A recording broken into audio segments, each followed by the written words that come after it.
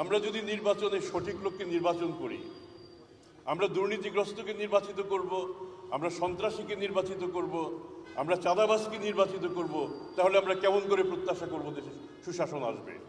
এই দায়টা জনগণের, যে আমরা সঠিক লোককে নির্বাচন করব, যারা দুর্নীতিবাজ নন, যারা সন্ত্রাসী নন, যারা চাঁদাবাজ নন, যারা কল্যাণের কথা বলেন, যারা জনগণের জন্য কাজ করেন, তারা যদি ক্ষমতায় আসেন, আমি দলমত নির্বিশেষে বলবো, সত্যিকার অর্থে আপনারা যদি ভালো লোককে নির্বাচিত করেন, তাহলে দেশে ভালো মানুষের শাসন প্রতিষ্ঠা হবে। আর ভালো মানুষের শাসন যদি প্রতিষ্ঠা হয়, আমার মনে হয় দুর্নীতি দমন কমিশনের মতো এরকম কমিশনের দরকারই হবে না। তার প্রধান হুইসেল ব্লোয়ার হচ্ছেন আপনারা।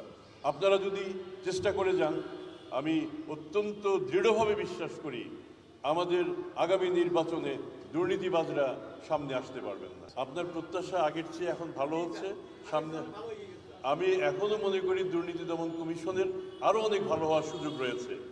এই আপনারা যদি সবার দৃষ্টি যদি আমাদের উপর থাকে, আমরা কে কি করি, চেয়ারম্যান থেকে শুরু করে একেবারে অধস্তন কর্মচারী পর্যন্ত আপনারা যদি সবাই চোখ রাখেন, আমরা নিশ্চয়ই দুর্নীতিতে নিজেরা নিমজ্জিত হব না, হতে পারবো না। এবং আগামী দিনের যে দুর্নীতি দমন কমিশন, সেটিকে আপনারা একটি মডেল দুর্নীতি দমন কমিশন হিসেবে পাবেন।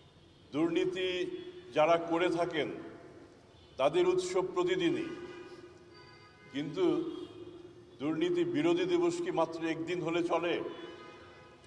আমরা প্রতীকী দিবস আজকে, দুর্নীতির বিরুদ্ধে সারা বিশ্বই এমন দিনে জেগে ওঠে, কিন্তু বিরোধের এই সংগ্রামটি চলতে থাকে প্রতিদিনই।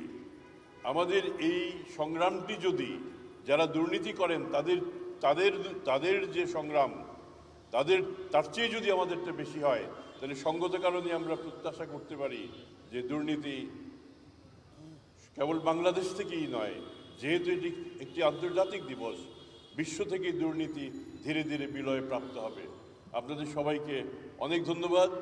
আপনারা সবাই আমাদের সাথে আসেন, বিশেষ করে গণমাধ্যমের কর্মীরা, যাদেরকে আমি বরাবরই বলে থাকি, you are part and parcel of দুর্নীতি দমন কমিশন। অনেক ধন্যবাদ। আমরা যদি আমাদের প্রতিবাদদের দিকে তাকাই, দুর্নীতির বিরুদ্ধে তারুণ্যের একতা, গড়বে আগামীর শুদ্ধতা।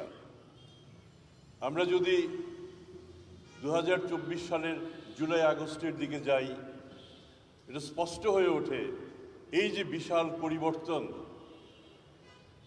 একটি দীর্ঘদিনের অপশাসনের অবসান, এটি ঘটিয়েছে তরুণরা। এই তরুণরা এখনো সপ্রাণ। আগামীর যে পরিবর্তন, আগামীর যে শুদ্ধতা, সেটি তাদের হাত ধরেই আসবে। আপনি যে প্রশ্ন করেছেন যে এই 5ই আগস্টের পরেও তো দুর্নীতির অব্যাহত রয়েছে, আমরা মনে করি না যে দুর্নীতি একটি জাদুর মতো হঠাৎ করে চলে যাবে।